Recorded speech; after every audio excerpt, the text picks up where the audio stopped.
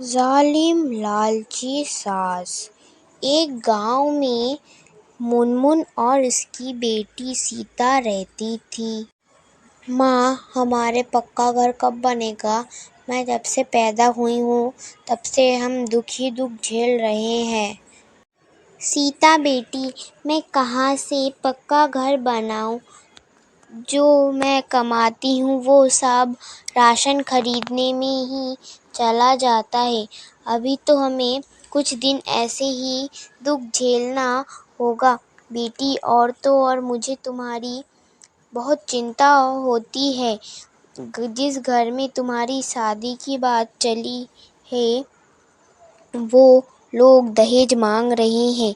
मैंने तो उनसे कह दिया है कि जब मेरे पास होगा तभी मैं दहेज दे पाऊंगी, तब जाके वो लोग माने। मुनमुन अपनी बेटी से बात कर रही होती है, तभी सीता की होने वाली सास वहाँ चली आती है। फिर लूसी बोलती है, मुनमुन बहन जी, मैं शादी की तारीख तय करने आई हूँ। इन दोनों की शादी मंगलवार को ही होगी। कल अच्छा दिन है, मंगलवार। ठीक है मुनमुन जी, सब तैयार कर लीजिएगा। आप जैसा चाहती है वैसा ही होगा लूसी बहन जी। पास वाले मंदिर में आप लोग आ जाइएगा। हम लोग वही आपका इंतज़ार करेंगे। हमारी बच्चों की शादी वहीं पर होगी लूसी बहन जी। ठीक है मुनमुन बहन जी, कल पास वाले मंदिर में हम लोग आ जाएंगे। और हाँ, एक और बात याद रखिएगा, हमने जितना दहेज में मांगा है उतना ही मुझे दहेज में चाहिए, ठीक है? और मुझे उतना ही मिलना चाहिए, ठीक है मुनमुन बहन जी। अब मैं जाती हूँ, कल वहीं पर मिलेंगे हम लोग, ठीक है? ये बोलकर लूसी वहाँ से चली जाती है। मुनमुन अपनी मौसी ललिता के पास जाती है और उससे कहती है, ललिता मौसी जी, कल मेरी बेटी की शादी है, आप कल ज़रूर आइएगा। पर एक समस्या भी है, मेरी बेटी को दहेज देने के लिए कुछ भी नहीं है। आपने 2 दिन पहले हमसे बात की थी हमारे बगीचे के लिए। क्या आप हमारा बगीचा खरीदेंगी? हाँ, वो सब ठीक है, मैं तुम्हारी बेटी की शादी में ज़रूर आऊँगी, पर मैं अब वो बगीचा खरीदना नहीं चाहती। मेरे पास जितने पैसे थे वो सब ख़त्म हो गए हैं। अब मैं अपनी बेटी को दहेज में क्या दूंगी? अच्छा ठीक है मौसी, अब मैं चलती हूँ, आप मेरे घर शादी में ज़रूर आइएगा। ठीक है मुनमुन, अब तुम जाओ। फिर मुनमुन वहाँ से चली जाती है। मुनमुन बहन, तुम आ गई, जल्दी करो, मुहूर्त तो निकला जा रहा है। लूसी बहन जी, मेरी बेटी अब आपकी बहू बन गई है। आप प्लीज़ उसे अपनी बेटी जैसा ही प्यार देना। आप चिंता ना करें मुनमुन बहन, मैं उसे अपनी बेटी जैसा ही ख्याल रखूंगी और उसे प्यार भी करूंगी। फिर सब लोग मंदिर से बाहर निकलकर घर चले जाते हैं।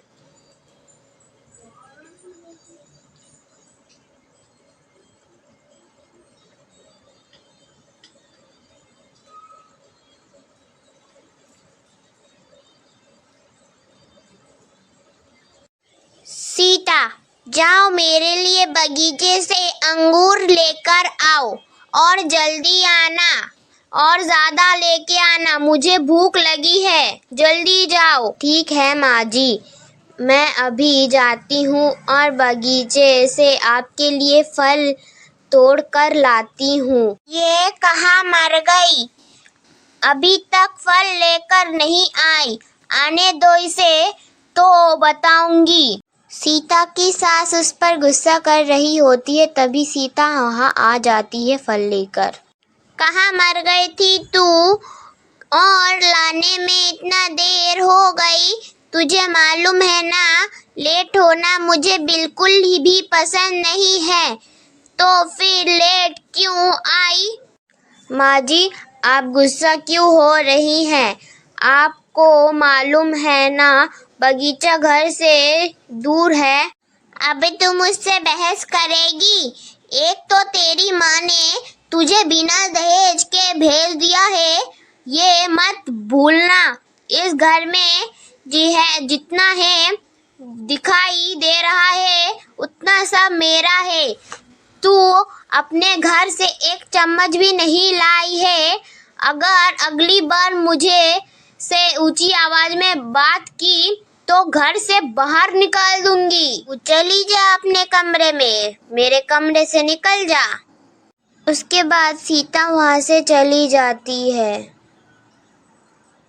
अरे, ये फल तो देखने में बड़े ही स्वादिष्ट लग रहे हैं। इन्हें तो देख के ही मेरे मुंह में पानी आ रहा है। उसके बाद लूसी वो सारे अंगूर खा लेती है और कहती है, ये फल खाकर तो मजा ही आ गया। मैं इस सीता को रोज ऐसे ही परेशान करूंगी। बिना दहेज लेके आई है ना मेरे घर, जब इसे ऐसे परेशान करूंगी फिर ये घर छोड़कर चले जाएगी हमेशा हमेशा के लिए। इसके जाने के बाद मैं अपनी बेटी की शादी किसी अमीर घराने से में करवाऊंगी। दहेज में बहुत कुछ मिलेगा और मैं और भी अमीर बन जाऊंगी। फिर सारे पड़ोसी मुझसे जलेंगे। कुछ महीने ऐसा ही चलता रहता है। इस वजह से सीता अपने मायके चली जाती है।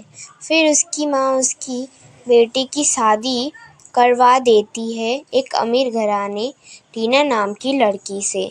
एक दिन लूसी टीना के पास आती है और उससे कहती है, टीना बहू, मेरे लिए एक कप चाय बनाकर लाना। अबे ओ बुढ़िया, मुझे क्या काम वाली बाई समझ के रखा है जो तेरे लिए रोज रोज चाय बना के लाऊंगी।